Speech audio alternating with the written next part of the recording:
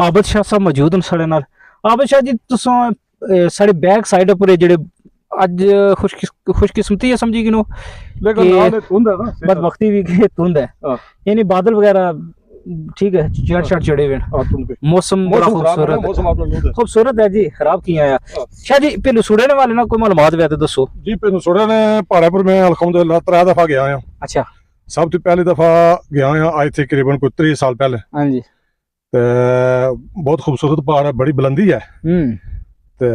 उत्थे मतलब है जरा ना 1947 ने वेले ने जी टाप है ना उसनी जी, उत्थे मोर्चे पत्थर जने बने हुए अजे भी मौजूद है। साढ़े पाकिस्तान फौजियों ने अल्लाह जाने करे बनाए वाला उत्थे वो है पत्थर मोर्चे मतलब नहीं नहीं ये बनाया सुनो ज़ाहिर है। ते ਜਿਹੜੀ ਅਸਨੇ मतलब ਧੰਨੇ थी पहाड़ ਦੀ ਜਿਹੜੀ मतलब पोजीशन नजर आई ना वो बिल्कुल यही एक कंगरोड़ जी है। लेकिन इस जी ऐस वो लाना जी जगह कैमरामैन साहब थोड़ा जा फोकस करो पीछे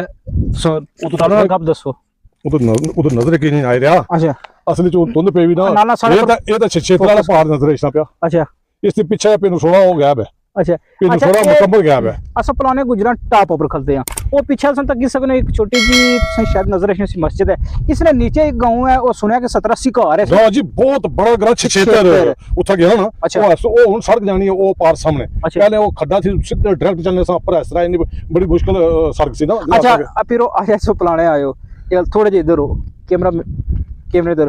ये जी आवाज चलनी है पे इसकी क्या फील करने हो पे? ये आवाज जनाब अल्हम्दुलिल्लाह इत्थे 10 दिन 12 महीने चली रहनी है। अच्छा ये आई दी है जेह्ड़े कि गला ना हाँ। ये इस गले नाल विच पिछे करेला मजान है। अच्छा करेला मजान ने नाल पिछे बैकग्राउंड जाना को मालिया कबीर ने सिलसिले शुरू पीर पंजाल पर तुसें पता 12 महीने बर्फ रहनी है। वो ठंडी हवा इस गले चो आई रही है तो इत्थे पलाने मतलब जरिया ना आबू हवा। अला शाह जी एक सवाल है तुसां पर कि इसना कहना बेशुमार लोग अशने किला करजाई पर जी ठीक है ते ये सारा इलाका यूनिकोर्स धरने ने दर्शन और पुराना गुजरा बड़ा खूबसूरत है, विजिटिंग ने वाले PSL भी था उन्हें ठीक है, बेशुमार दूर दूर लोग इसने उन्हें क्या पैगाम देने यार कि थोड़ा जा आगे 5-7 मिनट एक बड़ी दुखनी गल है जी कि असा 1982 च गए सा स्कूल ने तरफों एक टूर सी। अच्छा ठीक है ना थोड़े जे कैमरे ने उसने विच इस तरह से के मसलन जड़ा मास्टर रियाज साहब से को मतलब आजकल इंग्लैंड होने। अच्छा उसके बाद मास्टर कनवाज हो रहे सन तुसन हो जाने जुल्फकार साहब यूम साहब ने पाई ये उसला एज ए बावर्ची गए सन चाह बना ले सन नाल। ठीक ठीक तो असन किला का जय पर गया सारा स्कूलाना टूर तो यकीन करो कम अज कम किबला रू खड़ा 70 तो 80% किला मौजूद से अपनी असली हालत च। इस तरह ने उसने अंदर बनिया उस इमारतां तरह तरह ने महराब उसने फसील मुकम्मल मौजूद सी, उसने तहखाने उसने स्टोर हर चीज मौजूद सी। लेकिन अफसोस दोबारा 20 साल के बाद सन 2002 या 2003 भी जाना इत्तेफाक होया। अच्छा तो मैं गया था एक दीवार है सिर्फ लाती बिगड़ी भी खत्म सिर्फ एक सामने वाली फसील की दीवार बाकायदा एक महकमा सुनो ना वो जितने मतलब सारे कदीमों बस नहीं ना कुछ तवज्जो दी मैं तुसे सही बना है। मैं मास्टर रियाज साहब ने बड़ी मेहनत भी की थी कि मैं कदा तुसा को उस दौर ने तस्वीर आउन ते मैं लोकां के सबूत दसा वो किले ने उसला क्या पोजीशन सी उन्हें है नेगता मेरे मौजूद ही इंग्लैंड अज तक मैं राबता कर रहा हूं नहीं मतलब है मैं किसी तरीके साफ करा। यकीन करो सरवर साहब का वो किला सी ना। हाँ जी यकीन करो कि मतलब पता चलना से वाकया किला आया तो जिसला सन 2002 विच गया ना इन 20 साल बाद तो बिल्कुल एक दीवार तक के रोना आया। वो क्या आया वो लोकां वो जितने पत्थर सन ना वो मलबा मतलब चाहे तो लोकां तामीर करी कहंदे चलो वो लोकां ना अपना असा अज घूमने फिरने ते आए हैं ठीक है जी। अच्छा ते जिंदगी इतनी मसरूफ है कि इतना टाइम नहीं होना हर बंदा बिजी है इसलिए जी जी ते असा कार इश्तियाक साहब ने भाई नहीं उठा मतलब 40वां सी या मिलाद नबी सी या जो भी माशाल्लाह बहुत जबरदस्त देता ने अल्हम्दुलिल्लाह। एक तो उन्होंने भी चलो शुक्रिया अदा करने सोशल मीडिया ने आदरी मतलब भी दूसरा लाने वाले ना कुछ अशने को गल ही करने सु इथे पता नहीं क्या क्या कोयला या पता नहीं कोयला नहीं तो वो नीचे तक है प्लाने ना पहाड़ है लेकिन वो ब्रेज ने भी शामिल है नीचे कोयला इसलिए भी मौजूद है नीचे। अच्छा तो उसे जाने में था तक सकने कोयले ने मतलब लगातार निकासी जारी है और काफी अला क्वालिटी का कोयला है। कैमरे ले पास थोड़ा फोकस करी दबो जी जी हाँ अच्छा मतलब कोयला है और सीधा ये जाना पे आया फैक्ट्री में सुनया। अच्छा इनकी बहुत मतलब पावर वाला कोयला है ना इससे ज्यादा मतलब जाना हीट है। तो उसके अलावा जनाब ये जेडे पत्थर है ना ये पत्थर जाने इसने इसकी आने चुने पत्थर थोड़े बैक कोई इसने पर फोकस करो। हां ये संगे मरमर दी किस्म है ऐसा तक की सकने हो। हां ये संगे मरमर दी किस्म है लेकिन इसने वक्त ये चूना और सीमेंट भी बन सकना इसना। अच्छा हां तो इसने नीचे जाना आला क्वालिटी का संगे मरमर मौजूद है अगर ये पर पलाता है ठीक है। और उसके अलावा इत्थे मतलब है हर तरह ने मतलब है मादनियात ना मतलब है मौजूद होना मुमकिन है। ये पहाड़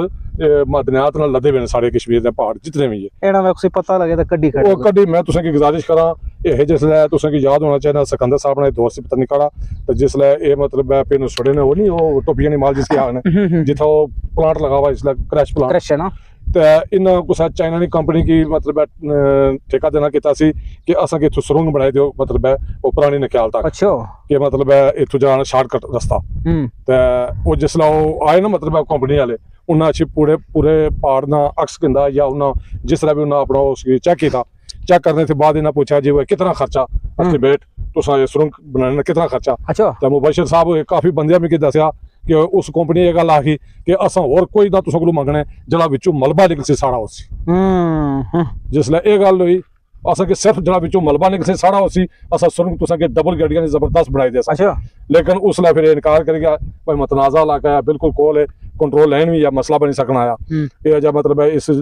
खिते ने जेडे असली वारिस अच्छा यानी कि उन्हां की जगह ना जी खामोशी पूरी की हां बस वो खामोशी होगी तो फिर वो नहीं मतलब है वो गल अच्छा शाह जी इस कोई शक नहीं कि जड़ा खिता कश्मीर है ये जन्नत नज़ीर है अकबर बादशाह आखिया सी उस को जी और आजाद कश्मीर या मकबूजा कश्मीर जिथे भी इस इलाके अंदर लगे जो कुदरती हुसन तो मालो माल है सर इस पूरे आजाद कश्मीर असा समुद्र की कूजे च बंद करी छुने पुलाने यूनिकॉर्न से धन्ने में चाहिए जाने जेडे दूर दराज पंजाब पाकिस्तान कराची थू लोग कशने उन्होंने कि इस धन्ने पुलाने गुजरने वाले नाल क्या पैगाम देने हो जनाब उन्हें पैगाम ये आया कि मतलब है बेहतरीन जलाना लोकेशन है जबरदस्त व्यू है पूरा खरटा वादी है बनाने में नजारा कर सकते हो नहीं अपने इन लोगों ने भी दसो ना लोग क्या जे लोग बहुत अच्छे ने और असा राती पंजाब जने इधर सड़कों वाले पासों आशने मैं दसना असा इत्थे पर आया मेहमान नवाजी ने बहुत 2002 की गल है 2002 विच पहले तो मैं दसिया ना भाई सन 83 तक कम अज कम ये प्लाना लगातार मौसम सरमाई 3 महीने मुझ जमीन रहना सी ठीक है बड़े बड़े सब पूछे ठीक है उसके बाद जाना जिसके ना ग्लोबल वार्मिंग उसकी वजह थी जाना आस्ता आस्ता सिस्टम खत्म हो गया ठीक है लेकिन 2 दफा बर्फानी तूफान आए एक